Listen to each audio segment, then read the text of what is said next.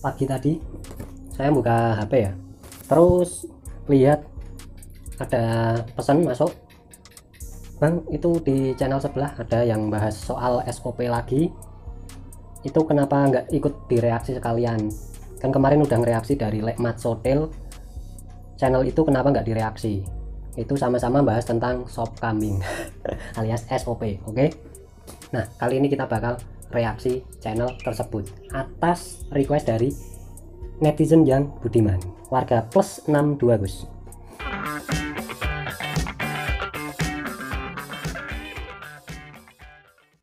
Assalamualaikum warahmatullahi wabarakatuh. Jumpa lagi ya di channel Kajine Painting ya. Oke, kali ini kita bakal langsung satset ya bikin videonya. Kita mau reaksi dari channel sebelah, channelnya Bang Bokir, Debbie Paint Project. Ini atas request dari netizen, minta dibahas tentang video dia yang masih menggunakan kata SOP. Nah, setelah saya pelajari video tersebut, kita temukan macam kayak gini Gus. Ingin cepat jadi, tapi tetap saya usahakan pengerjaan saya sesuai SOP. Oke, langsung aja kita reaksi sambil kita compare dengan video aplikasi pengecatan dari saya biar lebih enak aja ya kita menikmati videonya. Nah, yang pertama dari Bang Bokir, velg itu minta 1 hari jadi, tapi tetap sesuai SOP. Nah, ada hal yang kurang tepat dilakukan sama dia. Yang pertama, teksturnya halus, dan ini rencananya tidak kita lakukan sanding. kalau kita ngerjain sesuai SOP ya, ganti-ganti jangan SOP. Kalau kita mau ngerjain sesuai dengan urutan yang semestinya, harusnya dari awal untuk epoksi dia berkata teksturnya udah halus, ini nggak perlu diamplas. Kalau versi saya sendiri ya, ini wajib banget kita amplas meskipun teksturnya halus. Nah, contohnya di video saya ini, epoksi udah kering, ini kita tetap amplas. Kalau mau ngejar cepet, kita bisa main mode dry sanding atau amplas kering. Nah, fungsinya apa ini perlu kita amplas? Sebetulnya untuk pengamplasan ini ada dua tujuan. Yang pertama, epoksi ketika kita amplas otomatis permukaannya nanti akan lebih rata. Meskipun secara sekilas epoksi itu udah halus, tapi perlu tetap kita amplas. Ketika epoksi itu nantinya halus, otomatis tahap berikutnya cat sampai clear kita bakalan lebih mudah banget untuk ngejar hasil flat atau ratanya. Terus fungsi yang kedua, di sini kita perlu yang namanya sebuah tahapan demi tahapan, itu ada bonding atau daya rekat atau daya ikat. Kalau ini nggak diamplas, terus ikatannya itu gimana ya? Mungkin teman-teman ada yang tahu ikatan cinta. Hubungannya daya rekat sih sebetulnya ya, kurang paham menurut dia kayak gimana. Yang jelas versi saya ini penting kita ciptakan sebuah bonding atau daya rekat atau daya ikat ya, apalagi kalau kita masih mainnya cat NC. Racikan oplosan kita hari ini menggunakan cat jenis NC. Dia masih pakai cat NC. Oke. Mungkin nanti bisa dijawab sama Bang Bokir. Nah, habis itu dia nggak make yang namanya degreaser Gus, padahal di video kemarin udah tak bahas tentang degreaser. Nah, ini perlu, apalagi mohon maaf ini di videonya ada hal-hal yang kurang mengenakkan untuk dilihat ya. Dia udah kering teman-teman, nah seperti gini, udah kering. Dan untuk surfacer, selain dia tergolong fast dry cepat kering, dia ini kita gunakan untuk pengencernya thinner view, jadi dia halus banget teman-teman seperti gini. Nah, teksturnya halus dan epoksi kering, dia raba-raba, dia apa ya namanya, elus-elus pakai tangan. Ini jangan dibiasakan Gus. Kenapa? Kita nggak pernah tahu tangan kita sebersih apa dan sesteril apa. Manusia itu nggak pernah luput dari dosa, luput dari lupa. Ini untuk antisipasi. Siapa tahu kita apes, habis makan gorengan lupa, media ini kita sentuh-sentuh, kita elus-elus, ini kan resiko. Apalagi nggak sampai dicuci, bahkan nggak pakai degreaser. Nah, contohnya di video saya ini setelah kita amplas, kita lap dulu pakai kain, beda ya kainnya, untuk membersihkan debu bekas amplasan. habis itu baru kita lanjut bersihin pakai degreaser, modelnya kayak gini. Terus kita lap lagi pakai kain lap microfiber. Nah ini fungsinya penting. Setelah itu apa lagi ya, bentar ngopi Gus. Bang Bokir nggak ngopi Bang Bokir. Aduh sorry saya kalau lihat itu Bang Bokir keingetnya kayak film Mak Lampir.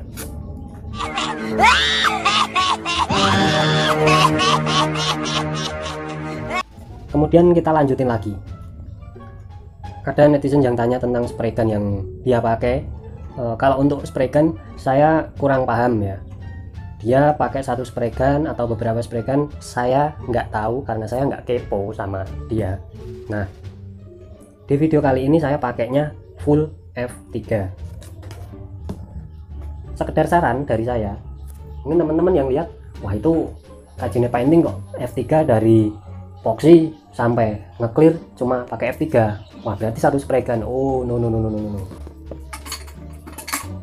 Di sini saya F3 ada 3, namanya juga F3. Kalau ada 4 namanya F4. Nah, di sini ada 3 spray gun. Epoxy sendiri, cat sendiri, clear sendiri. Kalau versi saya ini wajib kita bedakan di tiap tahapan. Apalagi untuk epoxy. Mungkin kalau untuk cat terus kita lanjut naik clear, ya ngomongin bisa jelas bisa ya, karena bersihnya lebih gampang. Kalau epoxy ini lebih baiknya kita pisahkan untuk spray gunnya. Nah, kemudian sambil kita lanjut lagi di proses pengecatan kita kali ini, untuk cat wajib kita saring macam kayak gini Gus. Nah, di sini kita aplikasi ngecatnya malam hari. Nah, kita aplikasi cat ini 3 lapis karena kita kebetulan pakai cat NC. Ya menyesuaikan tarif ya. Kita nggak memaksakan harus PU. Kita menyesuaikan dari tarif konsumen aja. Cuma ya lebih bagus memang PU buat kerja enak, set nggak terlalu banyak resiko. Nah, habis ini kita inepin semalam. Rencana paginya nanti bakal kita clear. Terus ada lagi dari Bang Bokir. Kalau dia sempat mengucapkan kata SOP kambing. Mohon maaf Bang Bokir, lain kali hati-hati karena masker yang Anda pakai itu belum sesuai SOP, belum safety. Ini hati-hati banget. Ya mungkin kalau adanya masker kain ya gimana ya, daripada nggak pakai masker sama sekali kan. Cuma di sini saya lebih menganjurkan atau saya sendiri pakai jenis masker yang memang untuk ngecat. Contohnya macam kayak gini. Ya meskipun buluk nggak masalah, yang penting masih fungsi.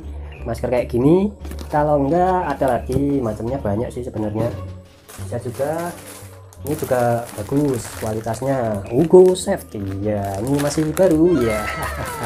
Kayak gini. Mohon maaf ini bukan kita sombong ya, kita di sini cuma sekedar pamer.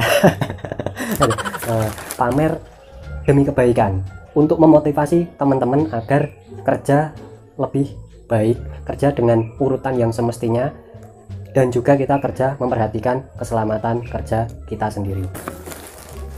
Oke, kita taruh dulu biar nggak penuh. Nah, habis nginep semalam, paginya langsung kita naikkan clear. Untuk clear yang kita pakai kali ini tetap, ini kan 3100 ya, yang fast dry cepat kering karena konsumen minta cepat jadi. Sore masuk langsung kita amplas, kita cuci bersih. Terus ya sekitar jam berapa ya kemarin, jam 5 sore lah itu kita epoxy, dan setelah itu baru malamnya itu kita eksekusi. Untuk rasionya masih sama dengan video sebelumnya, 4:1 banding 30% untuk tinernya. Clear fast dry biasanya ideal dengan thinner 30-40% Gus. Nah setelah kita aduk rata, jangan lupa tetap kita saring kayak gini biar lebih bersih, menghindari resiko kotoran-kotoran yang ada di dalam clearnya. Nah baru di sini kita langsung sikat atau kita eksekusi panelnya. Nah di sini untuk tembakan kita bikin maunya si spray gun ini, jadi ya nggak ngebut-ngebut banget, nggak pelan-pelan banget. Kita mainkan ritme sesuai dengan karakter si spray gun. kalau ngomonginnya one visit atau enggak gimana ya, ininya ini tetap satu step, satu lapis kita tembak, kemudian kita jeda 5-10 detik ya buat bantu menghilangkan overspray-nya.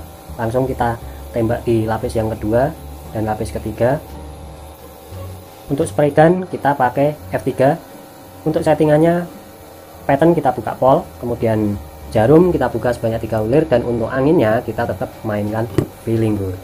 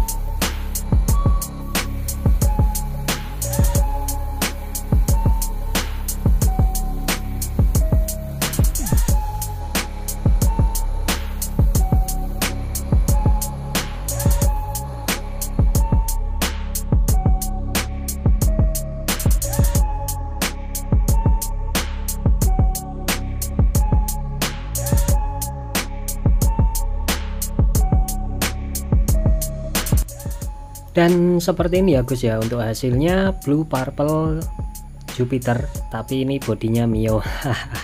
Oke, terima kasih, semoga video kali ini bisa bermanfaat untuk teman-teman. Tetap semangat, salam sehat, anti sambat, jumpa lagi di video berikutnya. Terima kasih, wassalamualaikum warahmatullahi wabarakatuh.